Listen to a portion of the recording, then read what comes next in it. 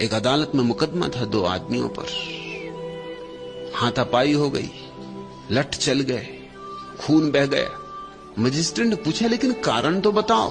तो वो दोनों एक दूसरे की तरफ देखे कि तू बता दे, क्योंकि कारण ऐसा था कि जो बताए वही बुद्धू मालूम पड़े। कारण जैसा था ही नहीं। मजिस्ट्रेट ने कहा बताते हो कि नहीं?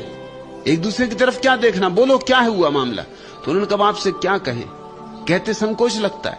हम दोनों मित्र हैं, असल में नदी पे बैठे थे, रेत में बैठे गपशप कर रहे थे। ये बोला कि भैंस खरीद रहा हूं।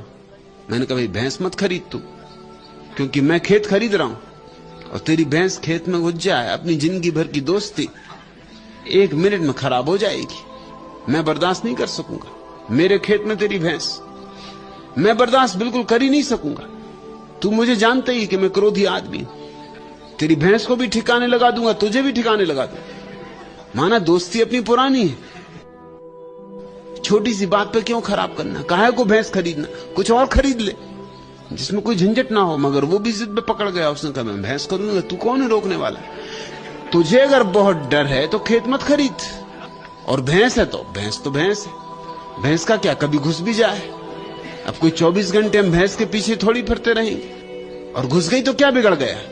और मेरी भैंस पे हाथ मत उठाना, क्योंकि तू मुझे भी जानता है कि अगर मुझे क्रोध आ जाए तो कुछ से कुछ हो जाएगा। भैंस तो एक तरफ रह जाएगी, आग लगा दूंगा खेत में, हड्डी पसली तोड़ दूंगा तेरी। पुरानी दोस्ती क्यों ना झंझट लेना। मैं तो भैंस खरीदना तय कर ही चुका हूं, तू खेत मत खरीद। बात बढ़ती चलेगी, बात यहां तक बढ़ गई कि एक ने कहा कि मैंने वही रेत में हाथ से लकीर खींच के कहा कि ये रहा मेरा खेत, कोई घुसाए भैंस।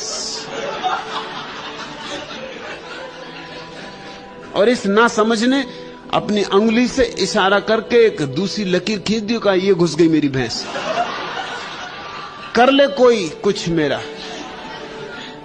अब आगे मां की हाल तो आपको पता ही है।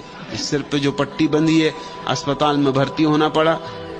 मगर अभी खेत खरीदा नहीं गया और भैंस अभी खरीदी नहीं गई है। ये तो प्रतीकात्मक